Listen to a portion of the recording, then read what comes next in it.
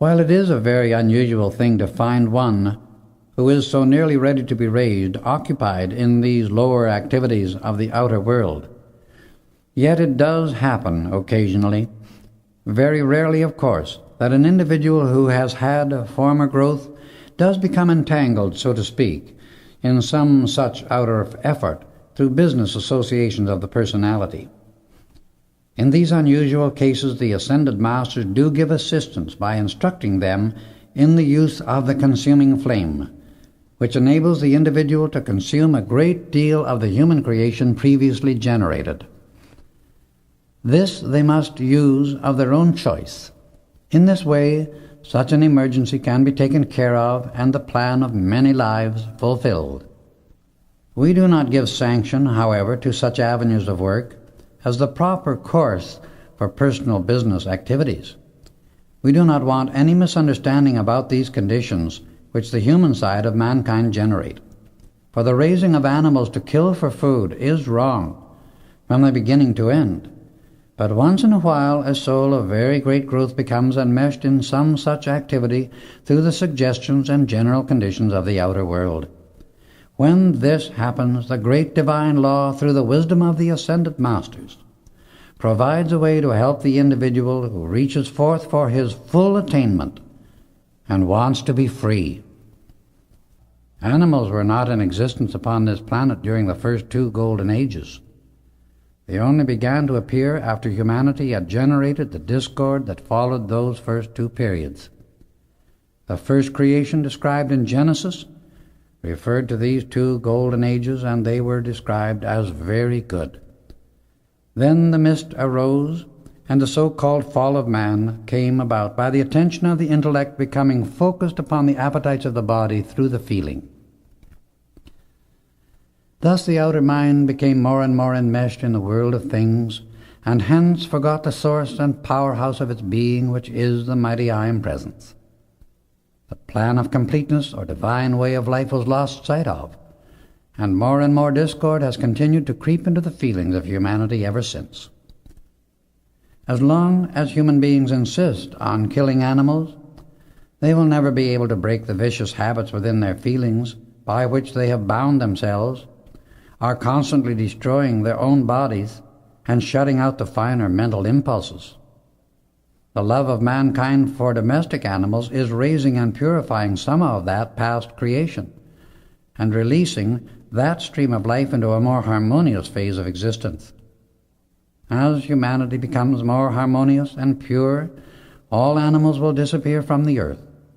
Even the weeds and blight upon plant life will be removed, and the earth once again return to her pristine purity described as the Garden of Eden, meaning obedience to the divine wisdom.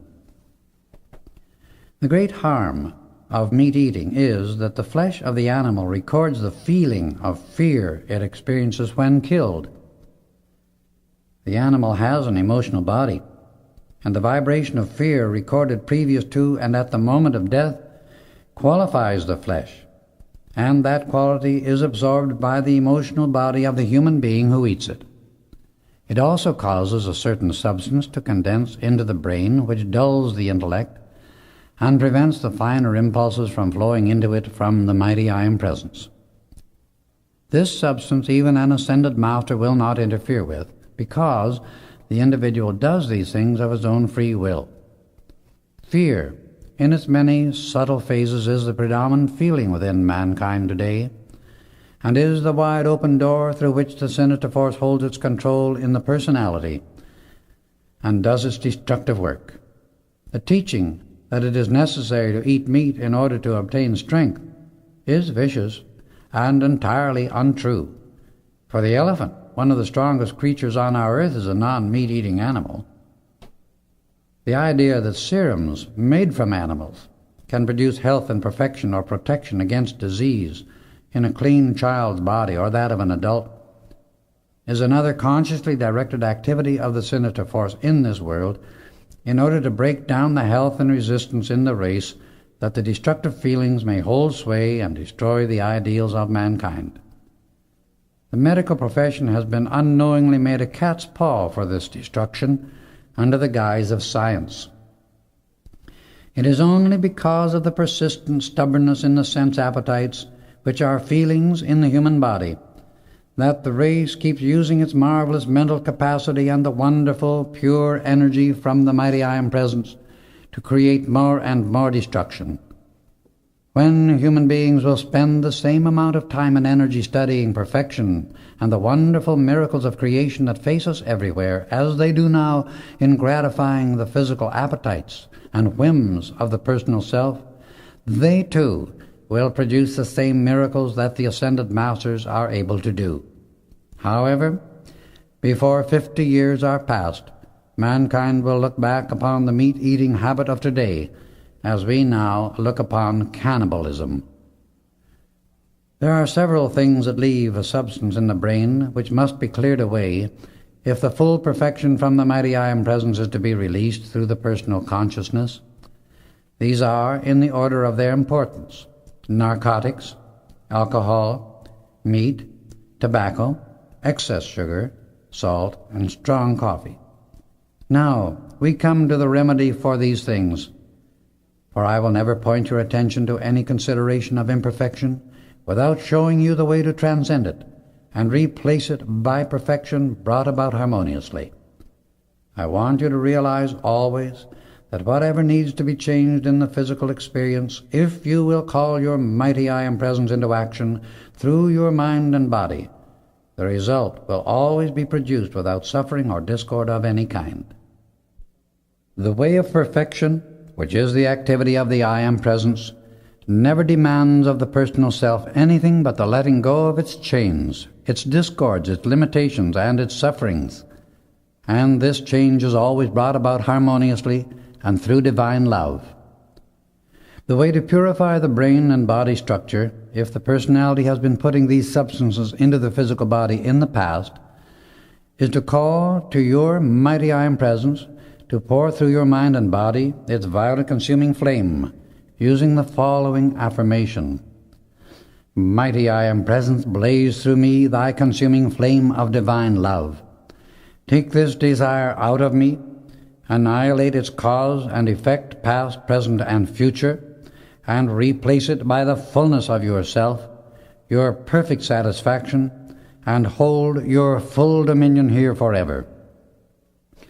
This same affirmation can be used for another with the same miraculous and permanent accomplishment.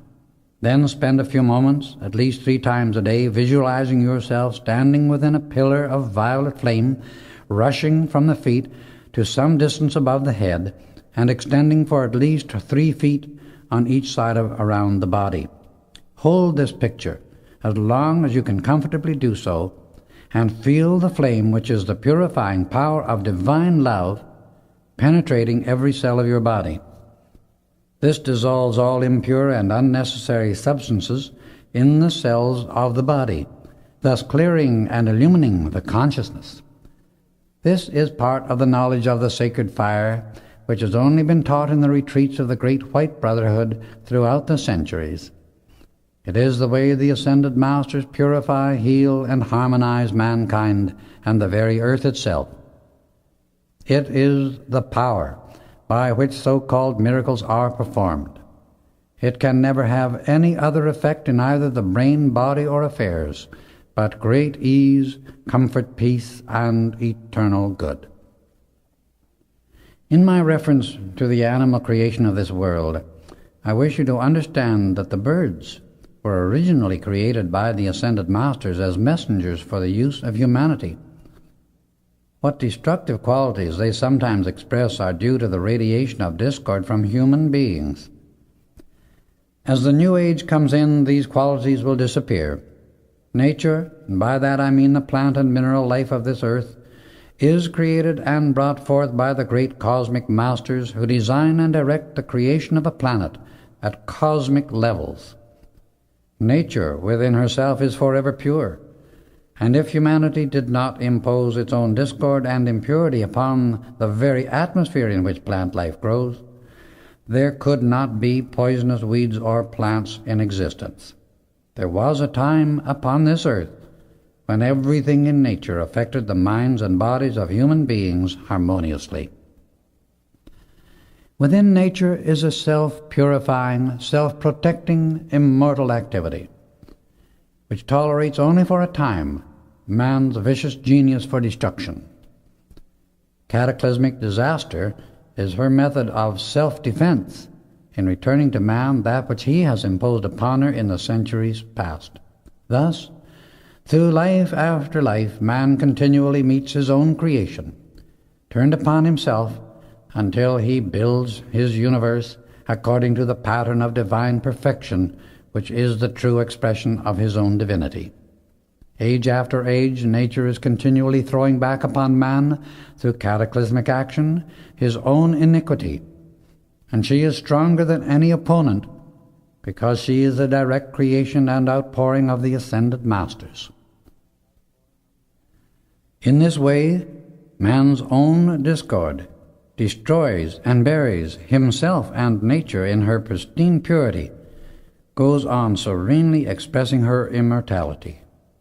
Notice the many civilizations that have been built upon this earth, and the fact that nature has so completely obliterated all traces of man's work in them, until only in tradition and myth is there the faintest record of some of these activities. Man, if he have attained wisdom, which is the constructive use of all knowledge, may have the perfect cooperation of nature's gigantic forces, and through them make his accomplishments immortal also. He must stop the stupendous slaughter of animals for food and the business of raising them to kill.